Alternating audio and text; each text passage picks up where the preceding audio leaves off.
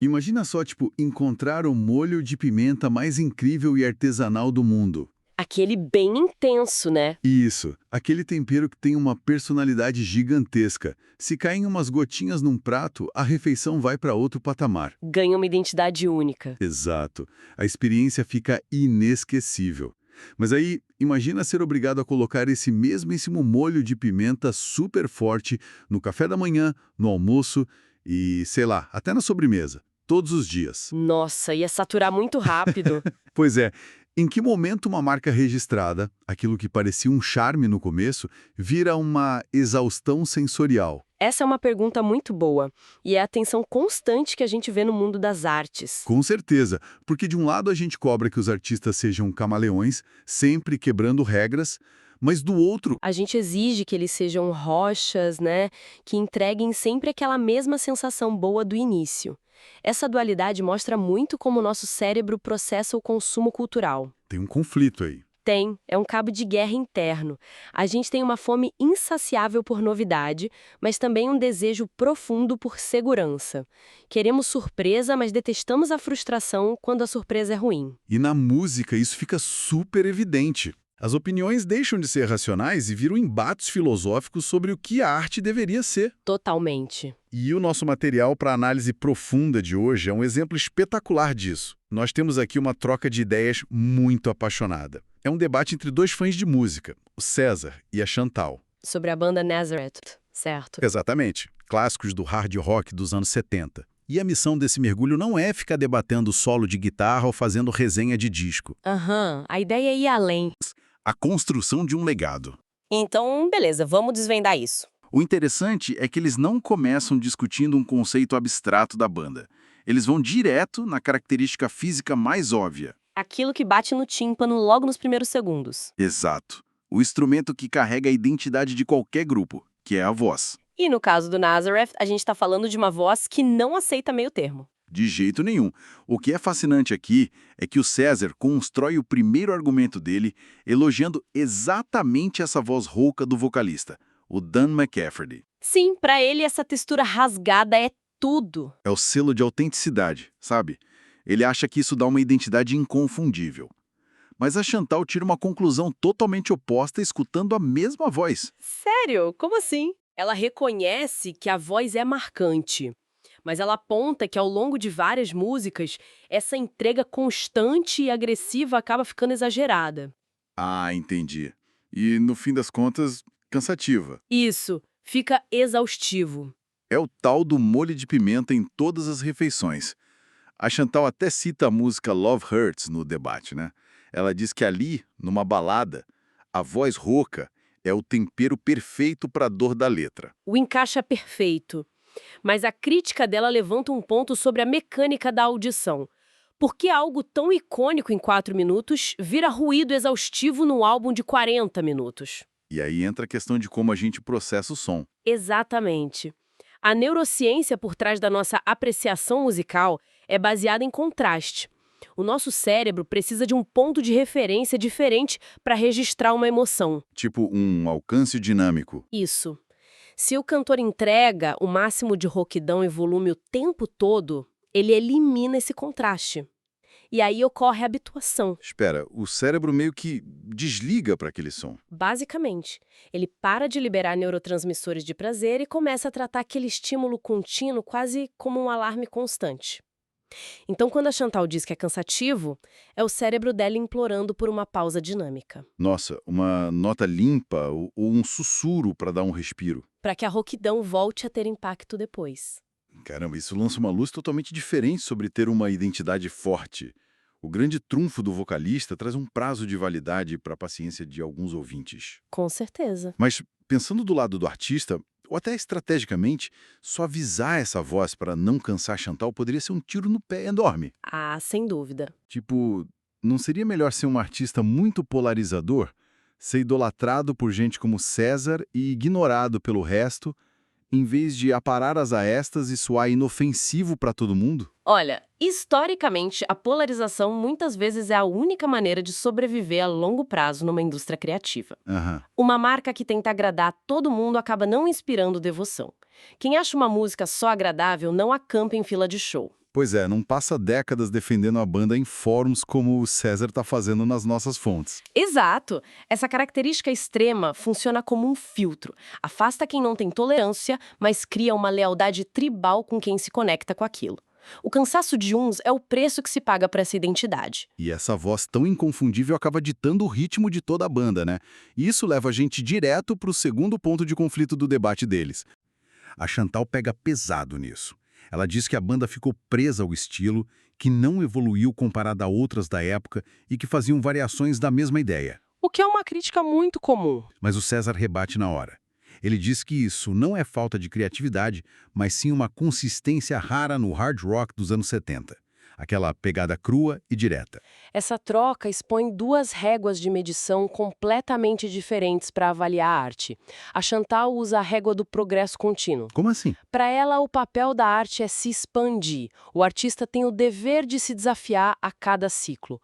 Quando ela ouve a mesma batida, o cérebro dela lê isso como estagnação. Entendi. E o César? Ele usa a régua da fidelidade estrutural. Para ele, o valor não está na expansão, mas em aprofundar e preservar. A música é um porto seguro. A virtude é manter a fórmula que gera aquela emoção crua, sem inventar moda. É tipo aquele restaurante tradicional de bairro, sabe? Aquele que está no mesmo lugar há 40 anos e nunca mudou uma vírgula do cardápio. Nossa, ótima analogia. Porque o cliente que busca alta gastronomia com espuma culinária e ingredientes exóticos entra lá e fala, nossa, ficaram parados no tempo. Estagnado. Essa é a visão da Chantal. A busca por novidade, mas por cliente fiel que teve uma semana horrível e só quer aquele prato reconfortante, a falta de mudança é a melhor coisa. Pro César, se o restaurante colocar uma espuma de limão siciliano no prato de sempre, é uma traição. Uma traição total. E a mecânica por trás dessa fidelidade é muito complexa. A gente sofre de um viés cultural que associa a estabilidade a comodismo. É verdade, a gente tem esse fetiche por inovação hoje em dia. Exato. Presumimos que fazer a mesma coisa é ir pelo caminho mais fácil. Mas manter a consistência sem virar uma caricatura de si mesmo é brutal. Eu imagino. Entregar um 10º álbum com a mesma energia, a mesma verdade do primeiro disco, isso exige um propósito gigantesco. É muito fácil a banda se entediar e colocar um sintetizador novo só para quebrar o tédio no estúdio e chamar isso de evolução. Nossa, muito real isso. E a gente costuma ser muito carrasco com artistas que atingiram a excelência em fazer o básico bem feito. Cobramos que todo mundo seja os Beatles mudando o mundo a cada semestre. Pois é, mas será que a gente não é injusto? Essa reflexão sobre manter a essência leva a gente para a pergunta final desse debate. Como a gente avalia o peso histórico de uma obra que se recusou a mudar? E é aí que o debate do César e da Chantal atinge o clímax, né? Sim, porque, curiosamente, eles chegam numa trégua nesse ponto das fontes. O César garante que o impacto deles no rock é inegável com um legado de influência, e a Chantal concorda. Ela valida a importância histórica deles. Isso, ela reconhece o impacto, mas mantém que em criatividade eles ficam atrás de outras bandas. E aí os dois concluem que é só questão de gosto pessoal a partir daí. Se conectarmos isso à visão geral, essa trégua ilustra a diferença enorme entre ser um inovador e ser um influenciador. Muita gente acha que é a mesma coisa, né? Sim, mas operam de formas quase opostas. A inovação que a Chantal procura muitas vezes afasta a participação imediata. Se a banda mistura jazz com rock com passos malucos, o ouvinte médio admira aquilo como um quadro no museu. É genial, mas inatingível. E a influência?